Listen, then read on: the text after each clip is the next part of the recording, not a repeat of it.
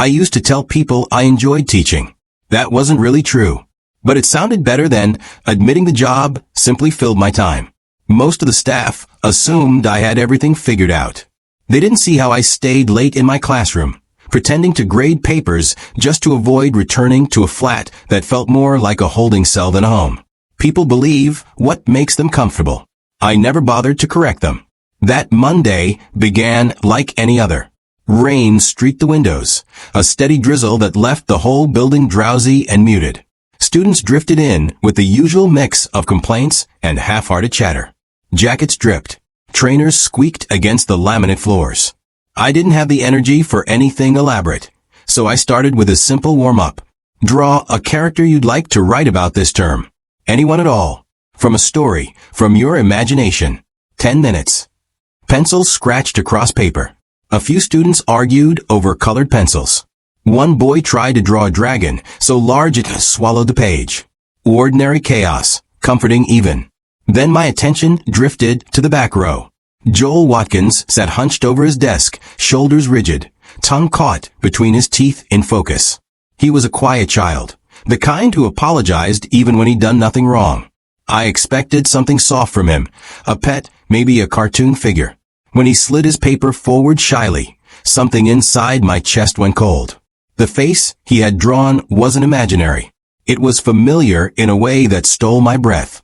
Wide brown eyes, hair falling unevenly across the forehead, a small dark mark along the right cheekbone, a mole Caleb had spent years trying to hide in photos. Caleb was my younger brother. We fought like brothers do, but I always believed I'd protect him. That night in the woods was just another argument that went too far. A moment I replayed so often it lost its sharpness. And it was the last time I saw him.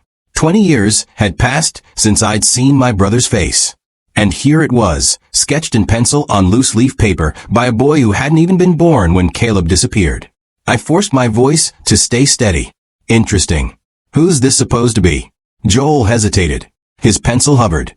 Then he carefully wrote a title above the drawing in small block letters. The Boy in the Leaves. A chill crept up my spine. Where did you get the idea? I asked. He looked up at me, open and earnest, as though the answer was obvious. He told me to draw him, he said. So you'd see. Suddenly, the rain sounded louder. The room felt colder. The years I'd spent burying my brother's memory shifted, as if something beneath them had begun to stir. I spent the rest of the day convincing myself it meant nothing. Children draw strange things. They repeat details they overhear. Coincidence was easier than touching the alternative. By morning, I'd built a tidy wall around it. One drawing wasn't an omen. It was just a drawing. Then I began grading their freerights.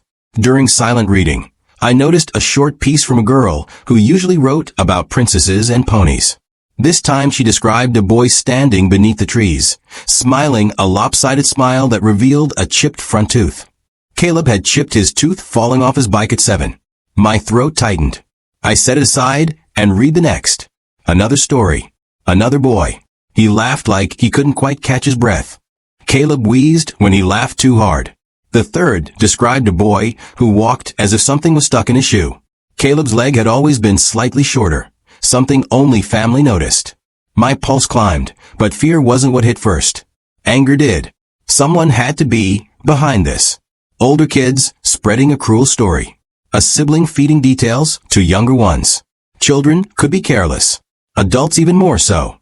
And beneath the anger was shame, that familiar voice telling me I was overreacting, that it shouldn't matter anymore. When silent reading ended, I addressed the class lightly.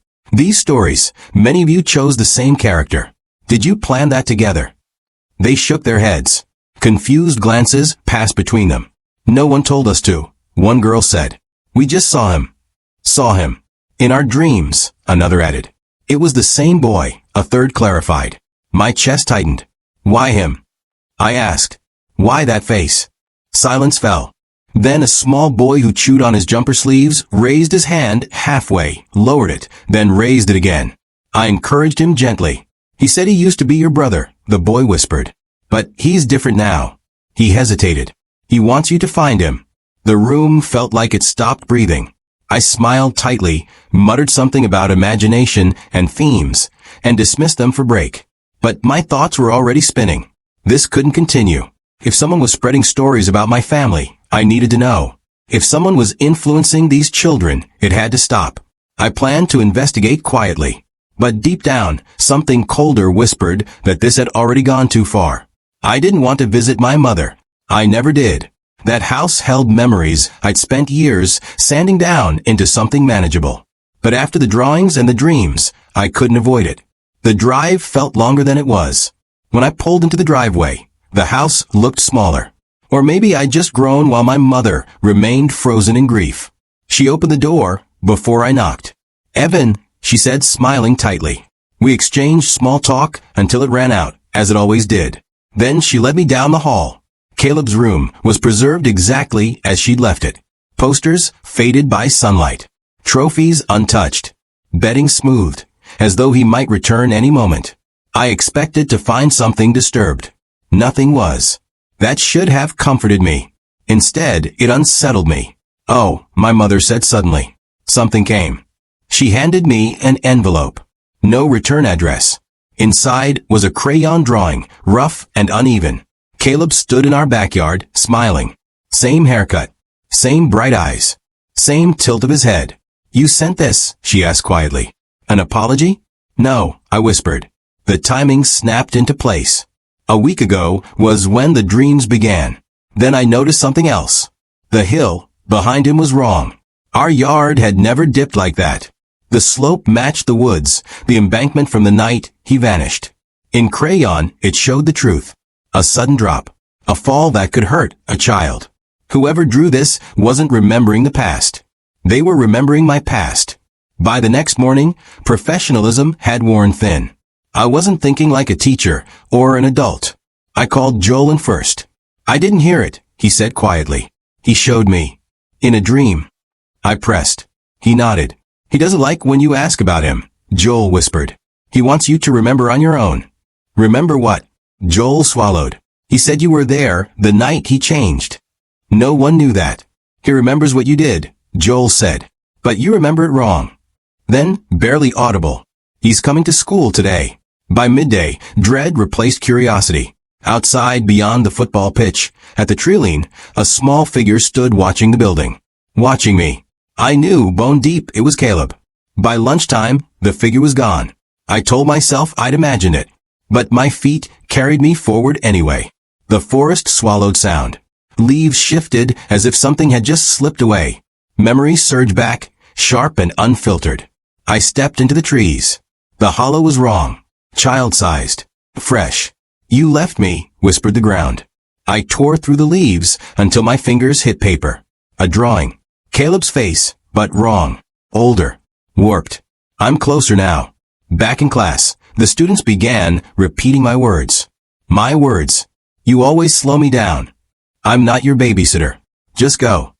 Then a girl asked softly, without looking at me, "Do you remember pushing him?" That was when I knew. This wasn't haunting me.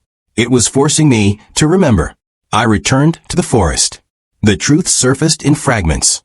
I shoved him. I turned away. I left. The forest listened. Something rose from the hollow. Not Caleb, but shaped like him. It fed on grief, on memory. And when it attacked, small arms pulled it away. A familiar voice whispered, "Go." I ran. Later, alone on my kitchen floor, bleeding and hollowed, I finally said aloud, "I'm sorry." The tapping came that night. Soft. Familiar. 3 knocks. Then silence. I still don't know if it meant forgiveness or goodbye.